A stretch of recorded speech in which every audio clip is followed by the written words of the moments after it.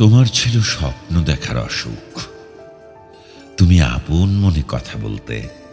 তোমার ছিল বিষম দুঃখ, তুমি কখনো নদীর পাড়ে একলা যাওনি।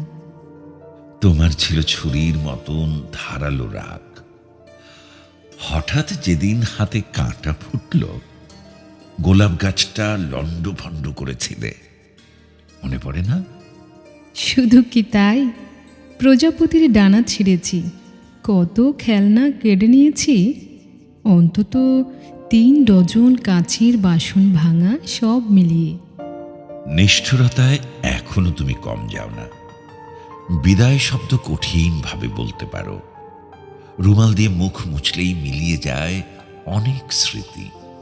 তোমার ছিল দয়ার শরীর, সারা জীবন ভালো না বেশে দয়া দেখালে, লাজুকতার আড়ালে এক অহংকারী। ভালোবাসা তো পারস্পরিক, আমায় কেউ ভালোবাসেনি। ঘোর দুপুরে অভুক্ত এক ক্লান্ত কিশোর, কেউ কি তাকে কাছে ডেকেছে?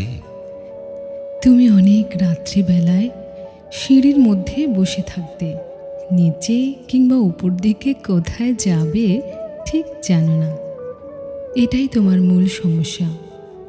পূর্ণিমায় বা অমাবস্যায় পথ খুঁজতে ভুল হয়ে যায়। সেই নদীটা খুঁজতে খুঁজতে মনের ভুলে গভীর বনে ঢুকে পড়লে। গভীর এবং অন্ধকার,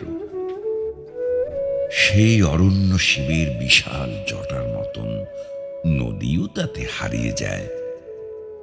নির্জনতার উদাসী রব জ্বালা ধরায় বুকের মধ্যে, উচ্চাকাঙ্ক্ষা নত জানো। একলা রাস্তা পাওনি বলেই গিয়েছিলে না দলে মিছিলে। আইসক্রিমের কাঠির মতন আবার আমি পরিত্যক্ত। এটাও একটা বিলাসিতা, নিজেও জানো। তুমিও বুঝি বিলাসী নও? যেমন যেমন তোমার স্বপ্ন দেখা। সর্বনাশ ও স্মৃতির দুঃখ, স্বপ্ন এখন এসব দেখায়। নারীর কাছে গিয়েছিলাম, আছড়ে কামড়ে রক্তপাগল ভালোবাসার দুঃখ ছাড়াও সর্বনাশের গাঢ় মহিমা।